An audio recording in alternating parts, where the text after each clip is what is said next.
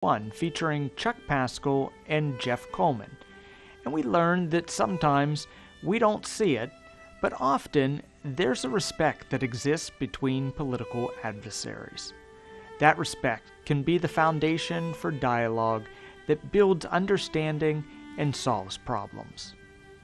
Chuck and I, our friendship, he was at my wedding, so we're more than just occasional sparring partners. This is a person that I have a lot of respect for.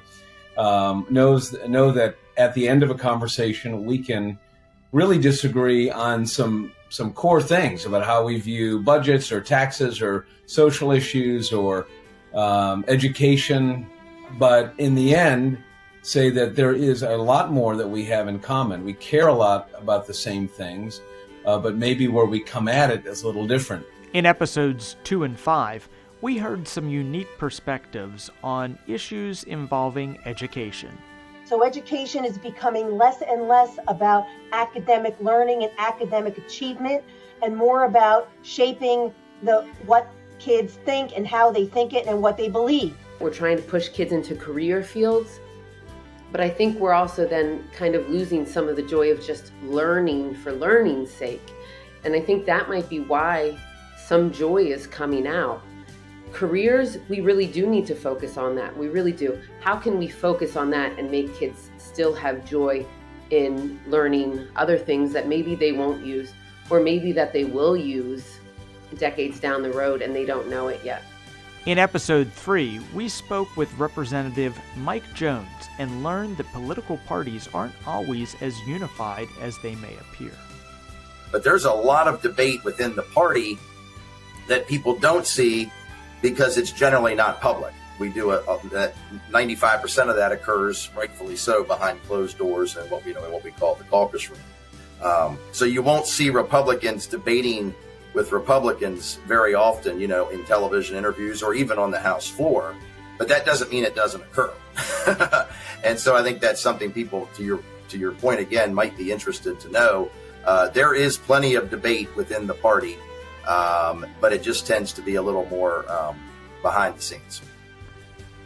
While Commonalities' tagline says we discuss politics, religion, and finances, we discuss politics the most.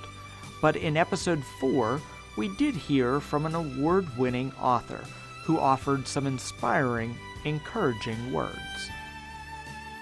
Well, I also want to mention that I was in an accident back in June. Cut, reconstructed arms, knees, kidney, operated on 3 times. And that I was blessed enough that I am not dead by now. I don't know, this is a graphic picture of me, but that's what the accident left me in, and I'm blessed. I'm beyond blessed, and I find that God protected me through that, through everything, and apparently I have something to why I'm still here. Something. I shouldn't be here, but I am for a reason, and we're all here for a reason. You're doing what you do for a reason. God gave you the ability to do it, and you share it with people, and you may make a difference in someone's life by one single word, message, comment, and you never even know it. In episode 6, we sat down with the legendary sportscaster and broadcaster John Steigerwalt to talk about the importance of the media. There are so many stories that I see that I, cover on my radio show, that I discuss on my radio show, and I look and the local stations aren't covering it. They just don't cover it. If it's not a murder or a fire or a car accident or the weather, it's not in the newscast. Anything that requires enterprise, requires a little bit of guts maybe to do the story, I don't blame the people that you see on the local stations, and especially the ones who have been around for a while. If you agree with what I'm saying, don't blame them, because they know as well as I do that it stinks, and that it's the way it's being run by ownership and management, and they're afraid to do controversial stories because somebody might get upset, and it has to be a certain kind of a story for them to have the guts to do it. But they'll stay away from anything that would get anybody upset, and even in sports. My friend, Representative Aaron Bernstein, joined us for Episode 7, where we continued the topic of working together in a bipartisan forum. Today's show. Listen, Matt, I think I love the show and what you're doing here. I think the most important thing that we need to do, not only is a society here in our Pennsylvania area, but also across the entire Commonwealth, or also across the entire country, is truly find commonalities that we can work together on.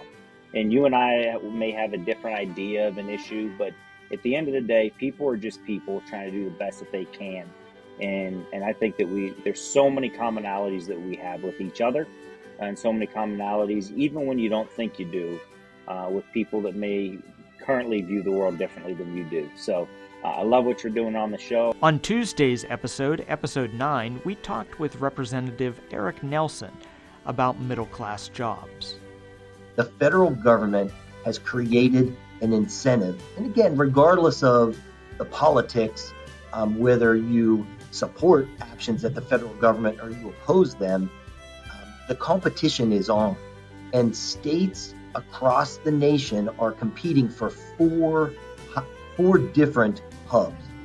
The hydrogen hub, hydrogen manufacturing, which is what southwestern Pennsylvania is really going after, would be a multi-billion-dollar award to build a hydrogen hub facility, which we would then, very close to it, have hydrogen consumption, and that would allow us to make low-cost products.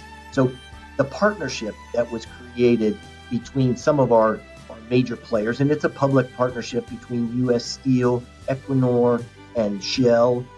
There's a number of a host of additional employers, environmental groups, and it's a bipartisan effort. And just prior to Christmas, we interviewed Kathy Morgan and Muriel from the Fayette Chamber of Commerce and discussed some of the excellent programs they have to offer, as well as which of their members may be good for last-minute holiday shopping. Well, Matt, it is the holiday season, so I guess I would close by saying, shop local, support Fayette County, keep the cheer here. Keep the cheer here. With this episode, we are 10 in, and as much fun as it has been to look back at 2022, I look forward to 2023 and have great hope and anticipation for our future conversations here on Commonalities. Found on WMBS 590 AM, 101.1 FM, and every place you